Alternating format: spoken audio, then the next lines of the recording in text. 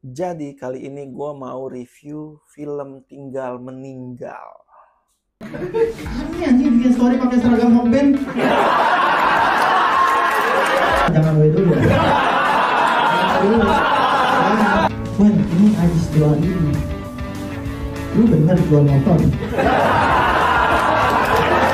Yang cewek aja ya kok ya. Usaha gue bikin show. Bekasi, Jumat, Jaktim, Sabtu ada ini lagi Sabtu. Oke, jadi ini adalah sebuah film produksiannya Imaginary yang disutradarai oleh Christo Emmanuel, yang dimana dia adalah seorang talent dari HHH Corp. Nah, ini adalah film pertama yang dia sutradarai. Jadi judulnya Tinggal Meninggal. Jadi premis filmnya adalah, tapi kayaknya sebelum nonton, gue sih menahan untuk tidak spoiler, tapi kalau misalnya sebaiknya kalian nonton dulu aja, mumpung filmnya masih ada di bioskop gitu. Jadi premis filmnya ini adalah tentang seorang yang kurang perhatian, nggak punya temen, terus dari orang tuanya juga kurang kasih sayang gitu. Jadi dia ketika dia dapat perhatian pas bokapnya meninggal, dia tuh merasa happy gitu, dan dia terus mencari cara bagaimana supaya temennya ini tetap peduli sama dia. Karena kan nggak mungkin tuh kalau misalnya ada yang meninggal bokapnya, nggak mungkin selamanya ditemenin kan, nggak mungkin selamanya dikasihanin gitu, pasti ada rentang waktunya. Makanya dia berusaha untuk tetap mencari cara gimana caranya supaya teman-temannya itu tetap dekat sama dia. Jadi dia mikir siapa lagi yang harus meninggal. Memang ini adalah cukup dark comedy memang ini. Dan gue baru aja nonton dan gue merasa film ini memang unik gitu, karena kayaknya gue belum pernah nonton film genrenya seperti ini, karena cukup gelap bercandaannya. Dan gue juga cukup kaget sih, ternyata bercandaan-bercandaan orang meninggal ini bisa diangkat ke sebuah film gitu. Dan jokesnya tuh lucu teman-teman. Apalagi kalau lu memang suka dark comedy gitu. Gue sih nggak suka dark comedy ya, tapi jokesnya tuh mungkin karena ini kan banyak, bukan banyak stand up komedian ya, maksudnya awareness-nya kan stand up komedian, terus juga ada Ardit di situ, dan mungkin bukan mungkin ya, ada komedi konsultannya. Jadi jokesnya karena gue anak stand up, jadi gue tuh menikmati jokesnya gitu. Nah, gue nggak tahu ya orang umum bakal menerima jokesnya atau enggak, tapi gue rasa sih memang ada bagian-bagian yang kayaknya ini boleh ketawa gak sih, kayak gitu. Gue nggak bisa kasih tahu jokesnya seperti apa, jadi mendingan kalian nonton langsung aja.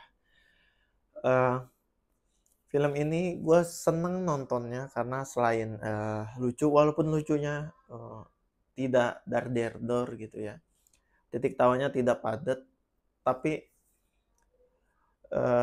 cukup menghibur buat gue, karena ini ada sesuatu yang baru yang gue baru nonton genrenya seperti ini, yang memang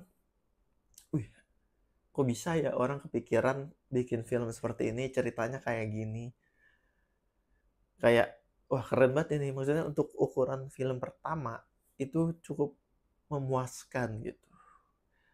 Tapi sayangnya nih ya, sayangnya film ini tidak kebagian banyak layar gitu.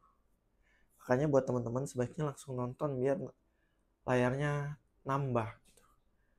Per gue bikin video ini aja baru 80.000 yang nonton.